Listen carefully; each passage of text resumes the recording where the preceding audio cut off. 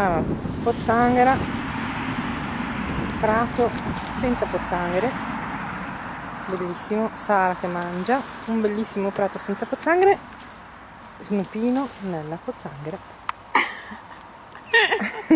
Gechino fuori, Snupino dentro.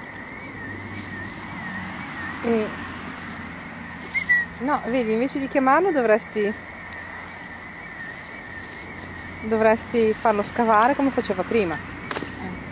Ok. Su di.